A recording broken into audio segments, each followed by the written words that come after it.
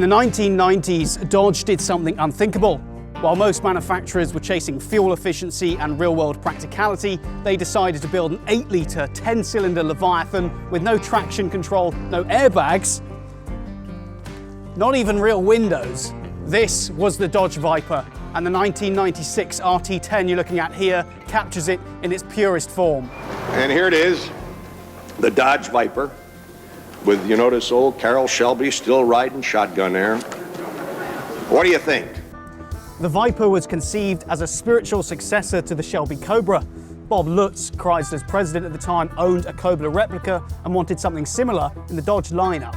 Something that kept the visceral analog spirit of the 1960s alive while restoring honor to American performance cars. And it's fair to say they got off to a good start. Ever since we showed it at the Detroit Auto Show in 1989, we've had thousands of letters from people wanting to send us deposits to buy it. The positive reception to the car meant that Project Viper got the green light.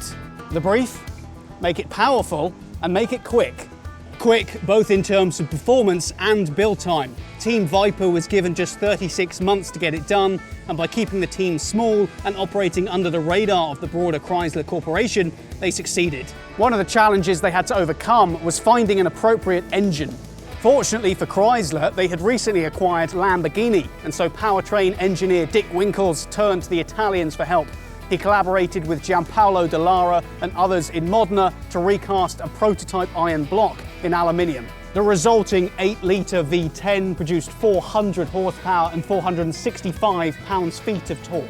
The Viper's engineering team then packaged this engine into a space-frame chassis with double wishbone suspension and enormous brakes.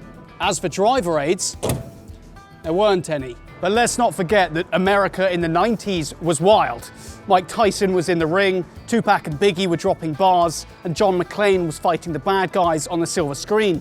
If there was ever a good time to release a car like the Viper, this was it. The car proved to be a financial success, but a few years after it was launched, Dodge recognized the need for refinement. The 1996 model year introduced the first batch of upgrades for the Viper, which included the following: a rear exit exhaust system which replaced the previous side exit exhausts, 5-spoke aluminium wheels replaced the original 3-spoke design, a stiffer frame improved the handling, aluminium control arms replaced many steel parts and shed about 60 pounds. Oh, and you got some new tyres. That probably doesn't sound like much, and well, that's because it wasn't.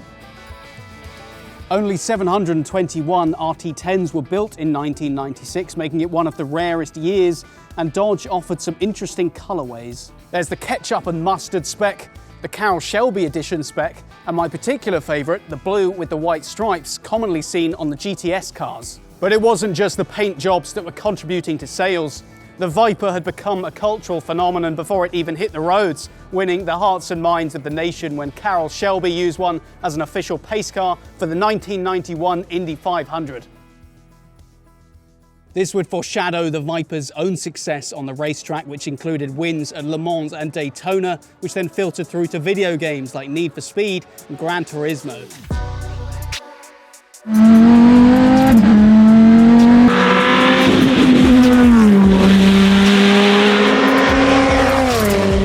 To today, and you're left with an entire generation who have grown up idolizing the Viper and what it represents. When it debuted in the early 90s, it was the right car at the right time.